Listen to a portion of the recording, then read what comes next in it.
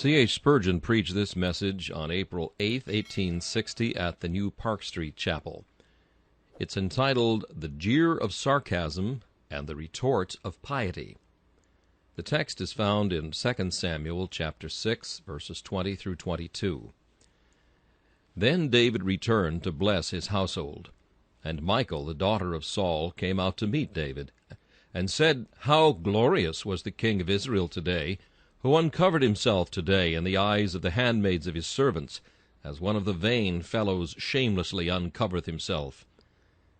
And David said unto Michal, It was before the Lord, which chose me before thy father, and before all his house, to appoint me ruler over the people of the Lord, over Israel.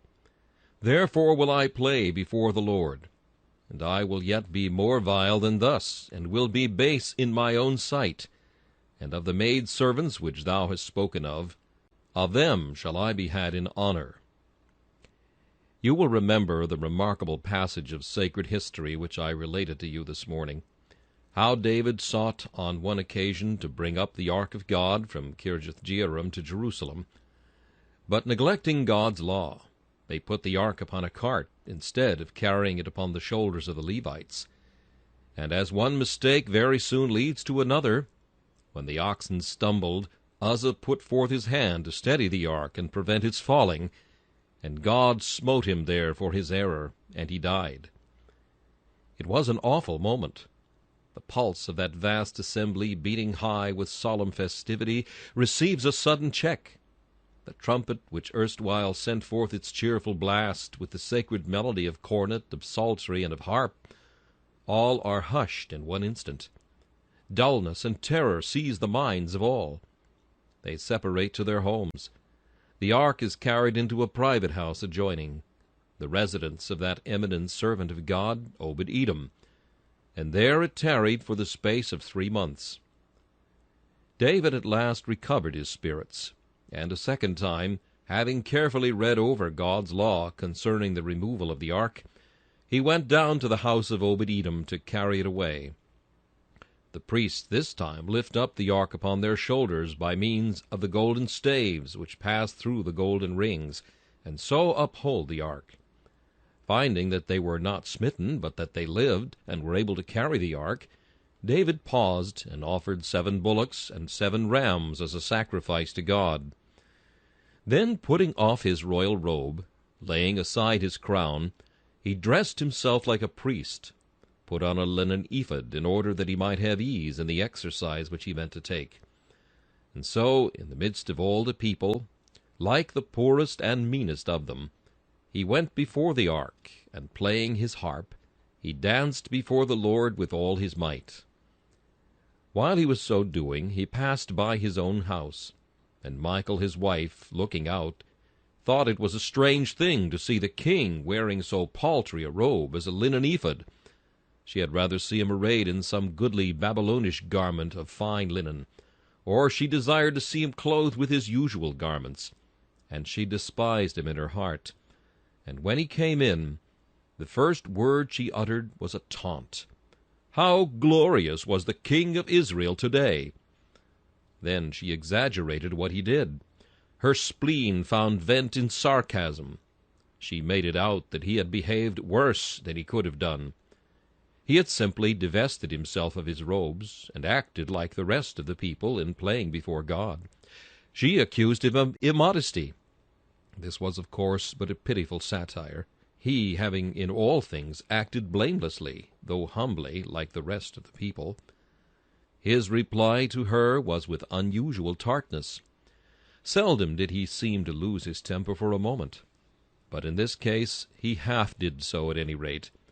His answer was, It was before the Lord, which chose me before thy father, and before all his house. Thus significantly, and as it were ominously, did he remind her of her pedigree. And because she had slighted her husband when he had acted in God's service according to the dictates of his heart, the Lord struck her with a curse, the greatest curse which an Eastern woman could possibly know, a curse, moreover, which wiped out the last expiring hope of her family pride. She went childless to the day of her death, Well, now, this picture is designed to teach us some wholesome lesson. I want you to look at it. You remember that old saying of ours, "We should expect some danger nigh when we receive too much delight." When I see David dancing, I am quite sure there will be a darkening of his heart ere long. How happy he looked, his whole countenance radiant with joy. Methinks I hear him shouting loudest of that crowd, "Sing unto the Lord, sing psalms unto him, sing unto him, sing unto him, call ye on his holy name." And then, awaking all the strings of his heart to ecstasy, he sings again, "Sing unto the Lord, come, sing unto him, sing psalms unto his name." Perhaps he was never in a more holy excitement. His spirits were all heated. He was in a flow of heavenly joy. Ah, David, there is a sting for you somewhere. Now there is a calm, but there is a tempest rising. More the treacherous calm I dread than tempests rolling overhead. This joy is on the threshold of a grief. He blesses the people. After he has ceased from his worship of God, he distributes to every man a flagon of wine, and a loaf of bread, and a good piece of flesh, and they all eat and are merry before their God. And now David says, "I have blessed the people, I have made them all glad. I will go into my house, and I will give them a blessing there." But he is met on the threshold by his own wife, and she, in the most sarcastic manner, sneers at him. How glorious was the King of Israel today! Poor David is angry, heartbroken, and sad. His joy is scattered to the winds for a while. Though he puts her off with a rebuke, doubtless the irony went to his soul. The joy of that day was sorely marred. A Christian man is seldom long at ease. When one trouble's gone, another doth him seize. So saith old John Bunyan. And we may truly say, when we are at the top of a mountain, we are not far from the bottom of a valley. When we are riding on the top of one wave, it is not long before we shall be in the trough of another. Uphill and downhill is the way to heaven. Checkered must be our path. Golden shades are interwoven with a black ground. We shall have joy, but we must have trial. We shall have transport, but we must have trouble in the flesh. This evening I'm just going to discourse a little, first, about David's trouble, secondly, the vindication of his conduct, and thirdly, his noble resolution. And my main purpose will be to stir you all up, if you are ever subject to a trial like his, to make his resolve and ground it upon his reason. First, David's trouble. His trouble was peculiar. It came from a quarter where he ought least to have expected it. "Oh," saith old Master Frampton, "Joab smote Abner under his fifth rib. There is many a man that has been smitten in his rib too." Says another, "It is a strange stratagem of Satan to break a man's head with his own bones, and yet many a man hath encountered such rough usage. They that have been the chief joy of our hearts have often been the means of causing us the most grievous pain. Has it not been to many a Christian woman that her husband has been her greatest enemy in religion, and many a Christian man has found the partner of his own bosom the hardest obstacle in the road to heaven? I will just give you some pictures such as I know to have occurred, and to be occurring every day.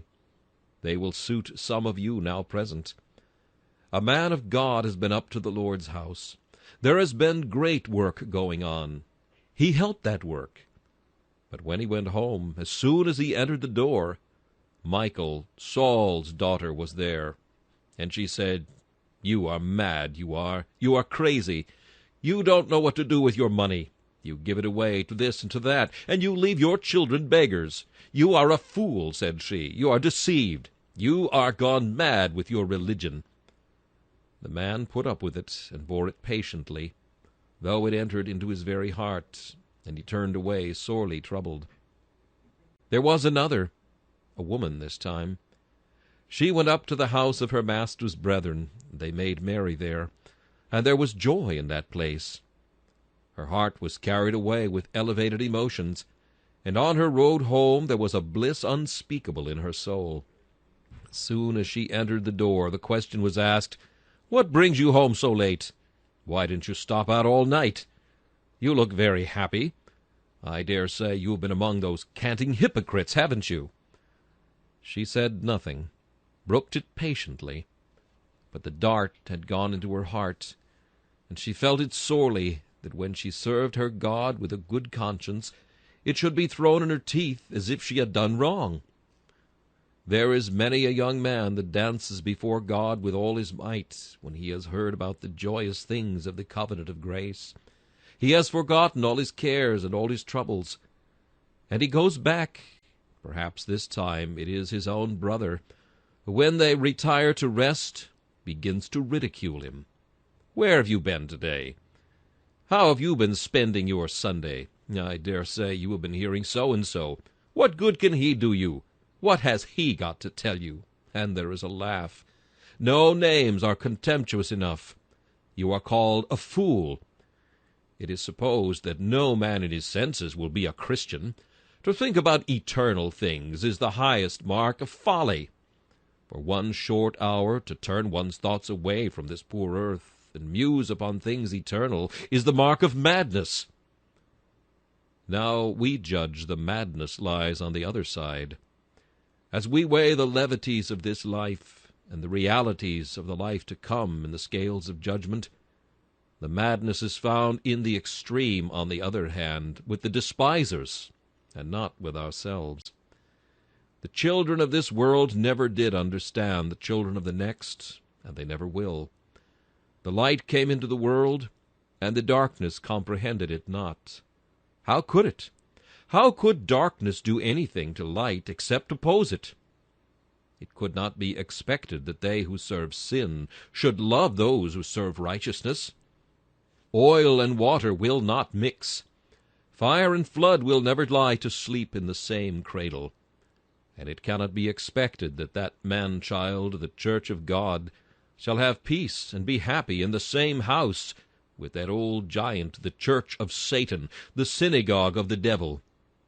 There must be wars and fightings. There must be opposition and conflicts, while there are two natures in the world and two sorts of men.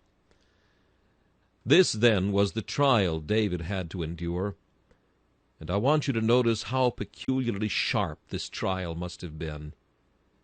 Natural affections are so interwoven with 1,000 ligaments that they cannot easily be broken. But they are delicate as the finest nerves, and can never be injured without causing the most dolorous sensation.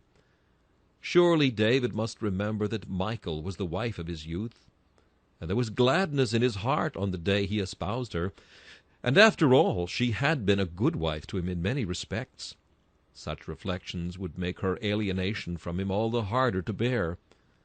Oh, he might have said, "She preserved my life once at the risk of her own, when I lay sick in bed, and her father Saul had said, 'Bring him in the bed even as he is, that I might slay him.' Did she not let me down the wall in a basket, and then lay an image in the bed, and stuff the pillow with goat's hair, and deceive her father, so that I might escape? Ah," said he, "there was love in that woman's bosom. And how long did she remain faithful while I was hunted like a partridge on the mountains?" It is true he might call to recollection that in his worst times she had forgotten him. But now she had come back to him, and David sincerely loved her. For you recollect that when Abner wanted to make peace with David, his stipulation was, "Except thou bring Michal unto me, I will not see thy face," so that he had a thorough affection for her, and she had done him good. Yet the delight of his heart is become the foe of his spirit. She it is who now laughs at him for what he had done, with a pure desire to serve God, and with a holy joy in doing it. Aye, that is the unkindest cut of all. That goes to the very quick of a man, when the one he loves, and the one who is worth all his love, notwithstanding, throws in his teeth his zeal for Christ. Ah, brethren, it is a happy thing when we are enabled to rejoice together in our family relationships, when husband and wife help each other on the path to heaven. There can be no happier position than that of the Christian man, who finds in every holy wish he has for God a helper, who finds that often she outstrips him, that when he would do something, she suggests something more. When he would serve his master, there is a hint given that more yet might be done, and no obstacle put in the way, but every assistance rendered. Happy is that man, and blessed is he. He has received a treasure from God, the like of which could not be bought for diamonds, and much fine gold could not be exchanged for it. That man is blessed of the Most High. He is heaven's favorite, and he may rejoice in the special favor of his God. But when it is the other way, and I know it is the case with some of you, then it is a sore trial indeed. Perhaps, though a careful, cautious, prudent, and excellent worldly woman, she cannot see with you in the things which you love in the kingdom of God. And when you have done something which in the excess of your zeal seems to be but little, she thinks it inordinate and extravagant. "Oh," says she, "do you go and mix with these people? Does King David go and wear a linen ephod like a peasant? Do you go and sit down with that rabble? You can stand up for your dignity, put Esquire after your name, and yet walk in the street with any beggar that likes to call himself a Christian. You," says she, "you that are so cautious in everything else, you seem to have lost your head when you think about your religion." So she will be sarcastic, and shoot words like arrows at that man, in such a way that every one of them may cause a wound.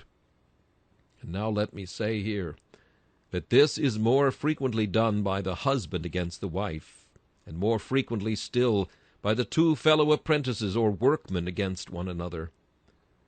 It is a curious thing that when men are going to hell, there is no one to stop them. "Make way! Make way! Open the toll bars there! Stand clear! Do not let there be a dog in his path! Make way for him!" Is not that the cry of the world? Here comes a man who wants to go to heaven. Block his path up. Throw stones in the way. Block it up. Make it as difficult as ever it can be. Aye, and good people, too. Good people not knowing what they are doing. They are employed by Satan to impede our path to heaven. Poor souls. They do not know better. Satan enters into them and sets them upon us to see if they cannot in some way or other mar our integrity, because we love the whole gospel and will not be content to have a part only. Ah, brothers and sisters, this is a sore trial. But know that your afflictions are not strange or unusual. The same afflictions are accomplished in your brethren that are in the world. I shall now turn away from the consideration of the trouble to look at holy David as he meets and encounters it. We have had David's trial. Now we will have David's justification. What did David say in extenuation of what he had done? He said, "It was before the Lord, which chose me before thy father and before all his house, and appointed me ruler over the people, over Israel. Therefore will I play before the Lord." David's justification of his acts was God's election of him. Do you not see the doctrine of election here? God had chosen him before her father Saul.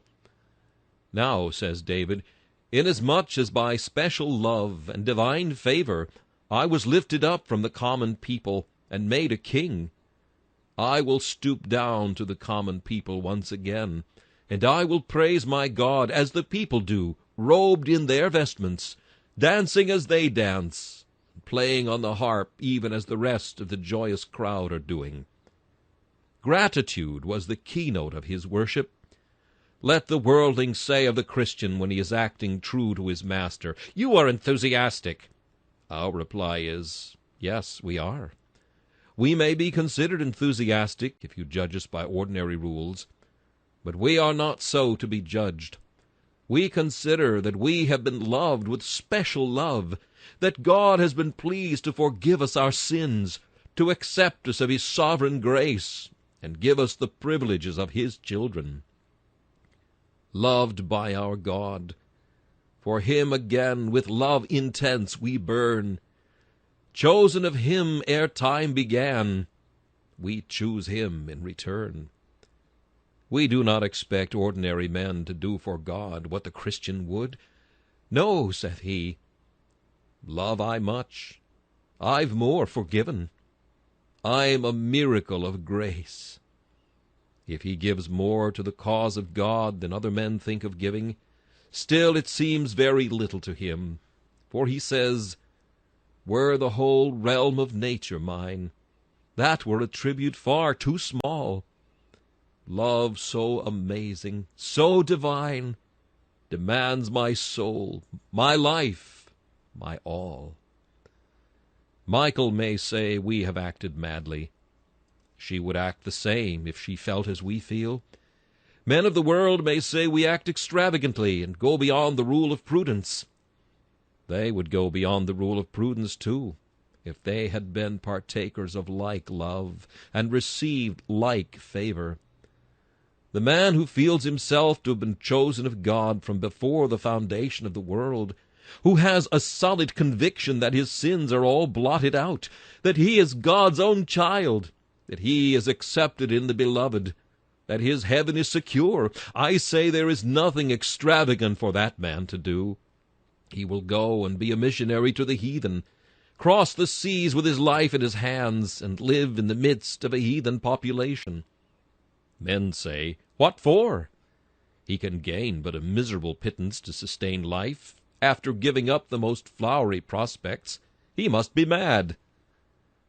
Mad, no doubt, you may account him, if you judge as Michael judged. But if you consider that God has chosen him, and loved him with a special love, it is but reasonable, even less than might have been expected, that such a man is ready to sacrifice himself for Christ. Take another example. Let me cull a picture from the memoir of one in years gone by. He preaches in a church in Glasgow. He is just inducted into the church. Preferment lies open before him. He may speedily be made a bishop if he likes. He seeks it not. Without mitre or benefice, he takes to Kennington Common and Moorfields, goes to every stump and hedge in the country, so that he is rural dean of all the commons everywhere, and canon residentiary nowhere. He is pelted with rotten eggs. He finds one time that his forehead has been laid open in the midst of the sermon, while he has been laying men's hearts open. Why does he do it? Men say he is fanatical.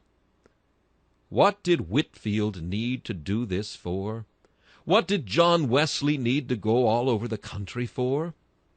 Why, there is Reverend Mr. So-and-so with his 14 livings, and never preaches at all. Good man he is. Oh, says the world, and he makes a good thing of it, depend upon it. That is a common saying, he makes a good thing of it. And when he died he did make a good thing of it, for he silenced the tongue of slander, leaving nothing but an imperishable reputation behind. When Mr. Wesley was laboring abundantly, they said, he is a rich man, and taxed him for his plate very heavily. He said, you may take my plate at any rate if you like, for all I have is 2 silver spoons. I have one in London and one in York, and by the grace of God I shall never have any more, as long as there are poor people about. But the people said, depend upon it, they are making a good thing of it. Why cannot they be still as other people? The only reason why they could not was just this, that God had chosen them before the rest of mankind. They felt that they were special objects of divine favor, and they knew their calling. It was not only to make them blessed, but to make them a blessing. What other men could not do, or would not do, they did. They could not rest before they did it. They could dance like David before the ark, degrading the clerical character. They could bring down the fine dignity of a parson, to stand like a mountebank before the shows of Moorfields, or in the Spa-fields riding schools. They could come down on stage-boards to preach the gospel. They were not ashamed to be like David, shamelessly uncovering themselves like lewd fellows in the eyes of the handmaidens of their servants. They thought all this disgrace was honor, and all this shame was glory. And they bore it all, for their justification was found in the fact that they believed God had chosen them, and therefore they chose to suffer for Christ's sake, rather than reign without Christ. And now, brothers and sisters, I say this to you. If you think God has chosen you, and yet do not feel that he has done great things for you, or holds any strong claims upon your gratitude, then shun the cross.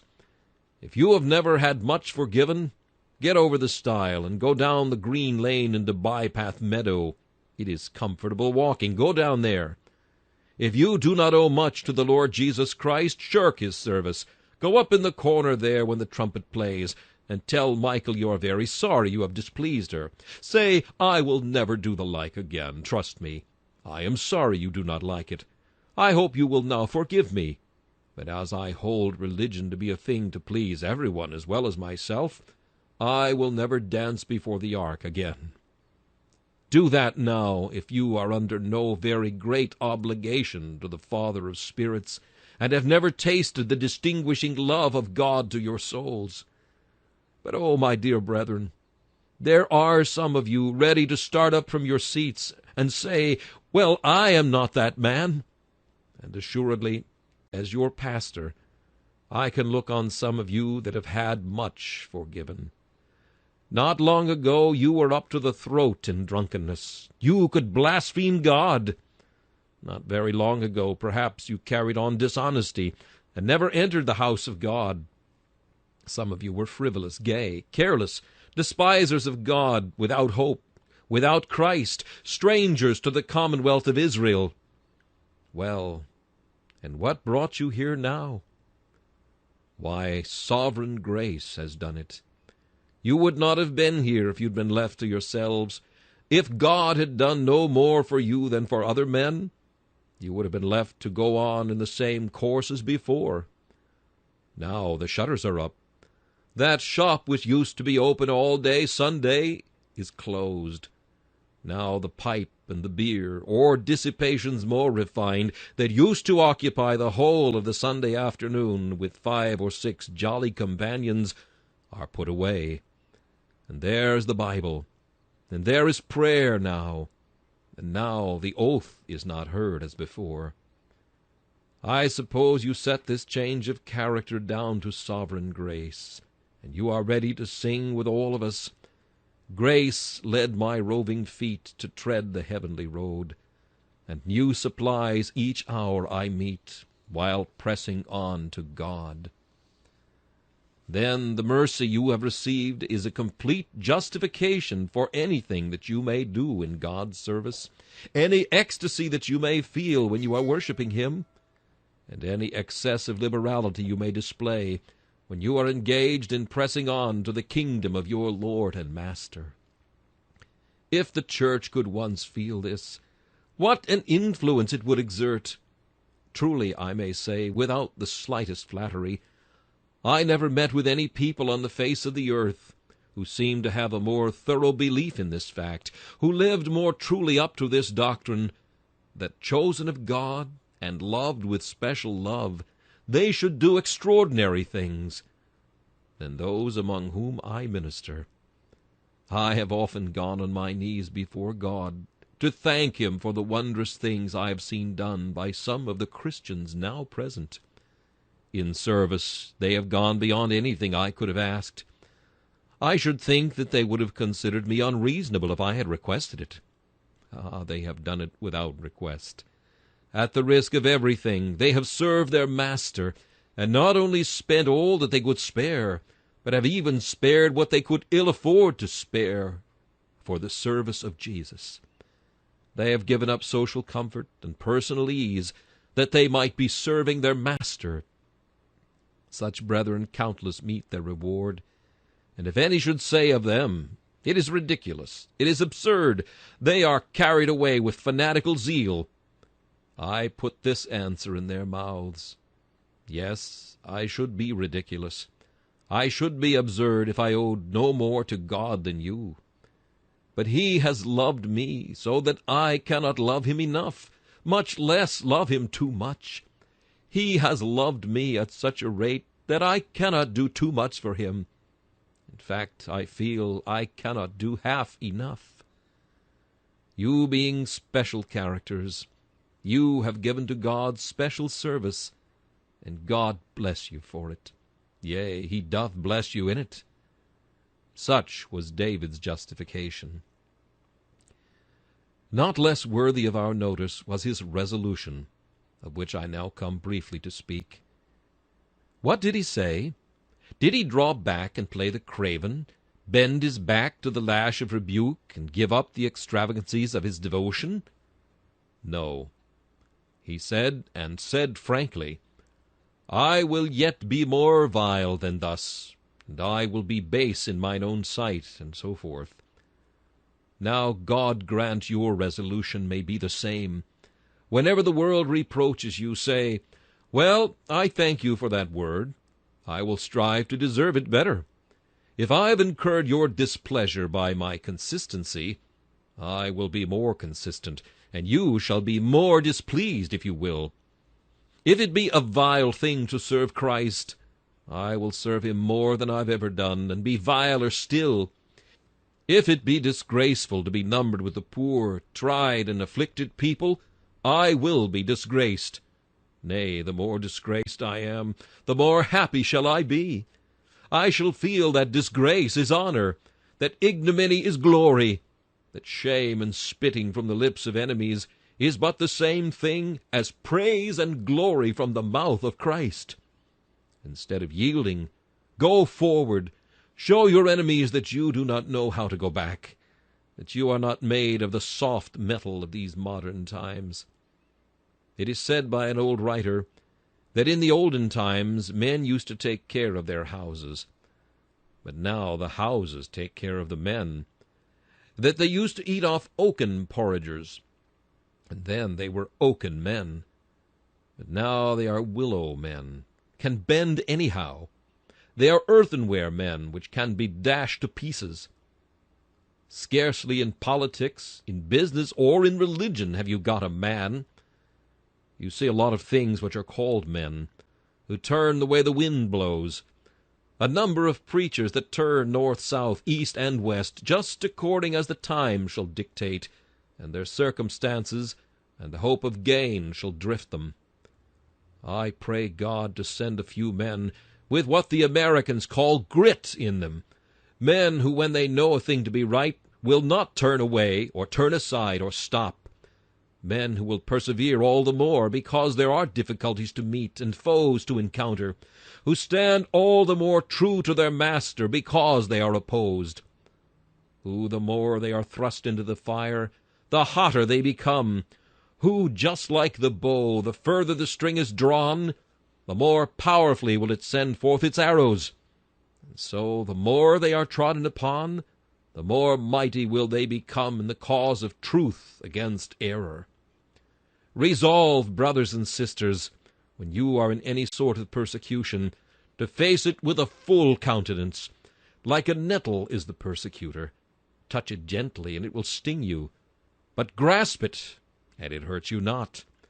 Lay hold of those who oppose you, not with rough vengeance, but with the strong grip of quiet decision, and you have won the day. Yield no principle, no, not the breadth of a hair of that principle. Stand up for every solitary grain of truth. Contend for it as for your life. Remember your forefathers, not merely your Christian forefathers, but those who are your progenitors in the faith as Baptists. Remember those who of old were cast out of the Christian church with contempt, because they would not bend to the errors of their times. Think of the snows of the Alps, and call to mind the Waldenses and the Albigenses, your great forerunners. Think again of the Lollards, the disciples of Wycliffe. Think of your brethren in Germany, who not many centuries ago, but a century ago, were sewn up in sacks, had their hands chopped off, and bled and died, a glorious list of martyrs. Your whole pedigree from beginning to end is stained with blood. From the days of John the Baptist until now, the kingdom of heaven has been made to suffer the violence of men. And you, will you yield? Shall these soft times, these gentle ages, take away your pristine valor, make you the craven sons of heroic fathers? No, if you are not called to the sufferings of a martyr, yet bear the spirit of a martyr. If you cannot burn as he did in the flesh, burn as he did in the spirit. If you have nothing to endure but the trial of cruel mockings, take it patiently, endure it joyfully. For happy are ye, inasmuch as ye are made partakers of the sufferings of your divine Master. Never, I entreat of you, grow faint in your course, but bring more of the love of your hearts into the service of your lives. Never yield one tittle of the truth which God has committed to you. Take up the cross and bear it. However weighty, however ignominious, carry it manfully. If the father be turned against the child, and the child against the father, weep over it and mourn it. If the husband be turned against the wife, and the wife against the husband, take care that it is not through your own fault. But if it be for Christ's sake, bear it joyfully, bear it with transport and delight. You are highly honored. You cannot wear the ruby crown of martyrdom and fire, that blazing diadem, but you have got at least a stray jewel out of it. Thank God for it, and never shrink, never blush to suffer for his name's sake. And give to every laughing Michael the answer, if this be vile, I purpose to be viler still. If this be shameful, I will be more shameful. If this excite your derision, ye shall laugh louder than ever. Your opportunities to make fun of me shall never be wanting, till your disposition to ridicule shall be changed. Oh, that is the glorious way of dealing with adversaries. If a lion is roaring at you, look at him and smile, and he will leave off roaring by and by. When some big dog comes out to bark at you, keep quiet. It is marvelous how easily he is tamed. I was once staying in the north of Scotland, where there was a ferocious dog chained up. He came out, and I patted him, and he jumped up with his forefeet upon me. I caressed him, and he seemed particularly fond of me. The master came out. "Come away, my dear sir," said he. "That dog will rend you to pieces." But I did not know it, and when I passed by, he seemed to know I was not at all afraid of him, so he didn't meddle with me. In like manner, Christians, be not terrified at your adversaries. They may growl, or they may snarl, but do not you shrink back with fear. It will make them bark the more. Take as little notice of them as possible. Ah, poor things, you can well say, "Father, forgive them. They know not what they do." Just leave them all alone. And if they must know the reason, tell them what David told Michael. God has chosen you to show forth his praise. I dare say you may be insane enough in their eyes. A good friend of mine, when he was told he was mad, said, "Well, if I am mad, you ought to be very patient with me, for fear I should grow worse. If I'm mad now, perhaps I might grow wild, so be gentle with me." There is a good-humored way of rallying in return, only it must be without bitterness. Tell the people who take needless offense they must try to teach you better. If you have gone so far astray, they ought to lead you back again. By degrees they will have done with this raillery, and begin to respect you. If there is one in a family that is looked up to most of all, it is usually that one which all the family has abused at one time. He has borne the brunt of opposition, he has held his ground, and he has won the palm of consistency. Give way an inch, and you will have to give way a yard. Yield a single yard, and your enemy will drive you out. Stand right still, calmly, quietly, with the determination that you can die, but you cannot fly, that you could suffer anything, but you could not deny your master, and your victory is won. Never give an angry word or look. Do not imitate Peter in that respect. The best of men are only to be followed as far as they are like their master. When you are reviled, revile not again, but suffer patiently all that is said. But when you suffer, do not yield. Remember the motto of the old martyrs. Do you know it? On some of the old martyr books you will see the picture of an anvil, and you might ask, what does that mean? It was a common saying of Calvin. The gospel is an anvil that has broken many a hammer, and will break many hammers yet. Let thine adversary be the hammer, and be thou the anvil. The hammer will break, not the anvil. Stand fast. Remember this, he that endureth to the end shall be saved. Now I think I hear some Christians say, this sermon is not applicable to me. Well, brother, I am glad it is not. I am glad if God has put you in such a gracious position of providence.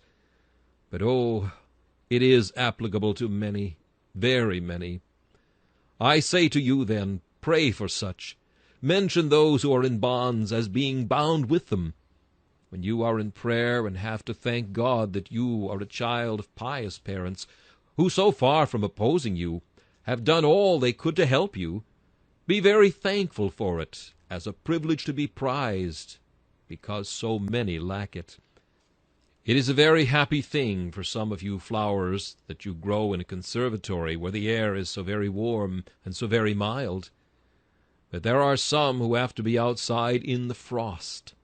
Pray for these. When you think of the sheep in the fold, take care that you think of those out in the wilderness, exposed to the snowstorm coming on, perhaps buried in a hollow and ready to expire. Think of them. You may suppose there is very little suffering for Christ now. I speak what I know. There is a vast deal of suffering still. I do not mean burning. I do not mean hanging.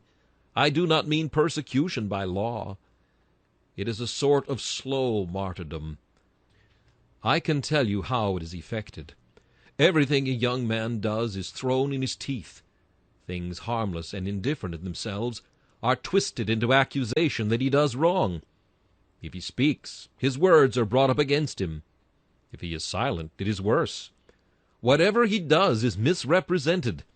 From morning to night there is the taunt always ready.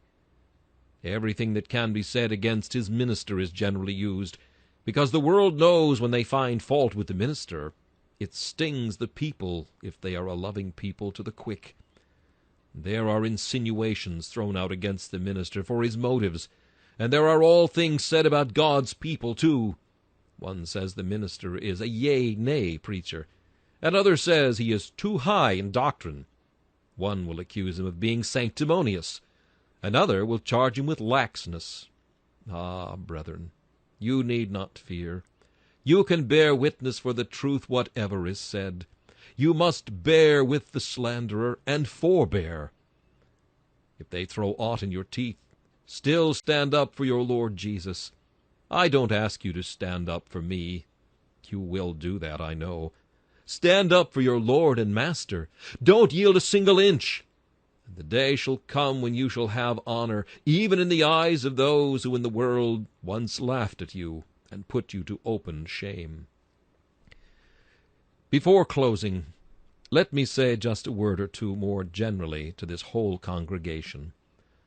There are three sorts of people upon which my text looks with a dark and appalling frown.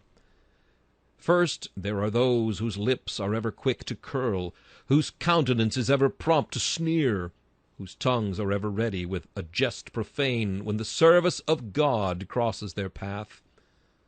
I only say to you, beware, lest that come upon you. As he loved cursing, so let it come upon him. As he delighted not in blessing, so let it be far from him. Secondly, there are those who up to a certain point favor the worship of God and the services of the church. But there comes a season of extraordinary service, a revival that demands uncommon energy, and almost before they are themselves aware of it, the repugnance of their heart finds some strong and unkindly expression. Now let me point you to Saul's daughter, and remind you how in 1 hour she proved her pedigree, identified herself with a family which the Lord had rejected, and sealed her own irrevocable doom.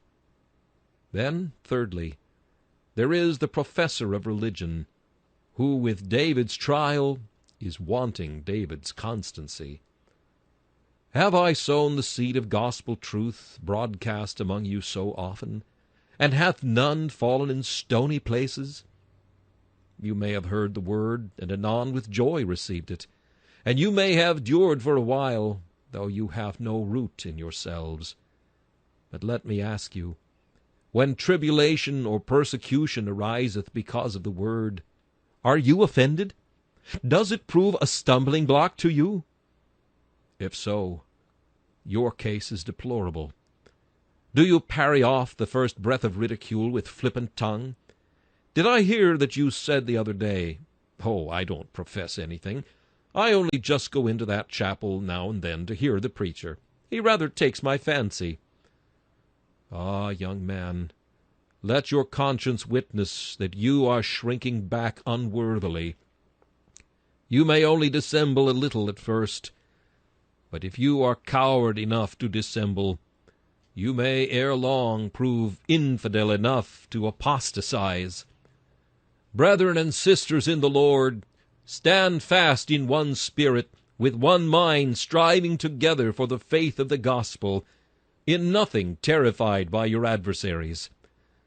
For unto you it is given in the behalf of Christ, not only to believe in his name, but also to suffer for his sake. Amen. This message, the jeer of sarcasm and the retort of piety, was preached by Charles Haddon Spurgeon on April 8th, 1860. This is Charles Kelsch inviting you to join me again for another message from the Prince of Preachers.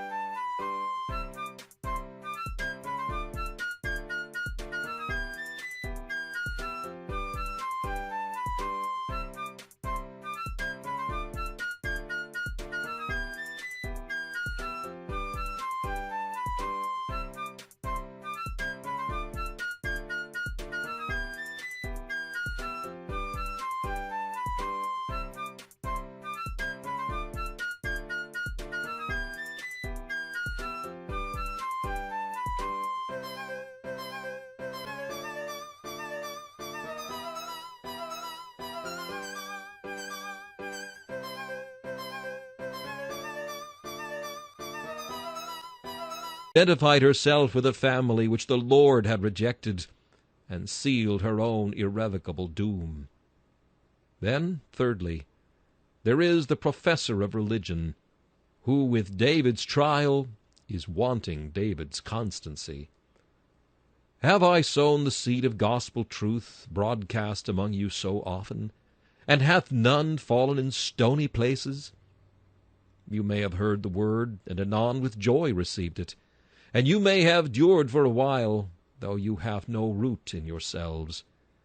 But let me ask you, when tribulation or persecution ariseth because of the word, are you offended? Does it prove a stumbling block to you? If so, your case is deplorable. Do you parry off the first breath of ridicule with flippant tongue? Did I hear that you said the other day, "Oh, I don't profess anything. I only just go into that chapel now and then to hear the preacher. He rather takes my fancy." Ah, young man, let your conscience witness that you are shrinking back unworthily. You may only dissemble a little at first, but if you are coward enough to dissemble, you may ere long prove infidel enough to apostatize. Brethren and sisters in the Lord, stand fast in one spirit, with one mind, striving together for the faith of the gospel, in nothing terrified by your adversaries. For unto you it is given in the behalf of Christ, not only to believe in his name, but also to suffer for his sake. Amen. This message, the Jeer of Sarcasm and the Retort of Piety, was preached by Charles Haddon Spurgeon on April 8th, 1860. This is Charles Kelsch inviting you to join me again for another message from the Prince of Preachers.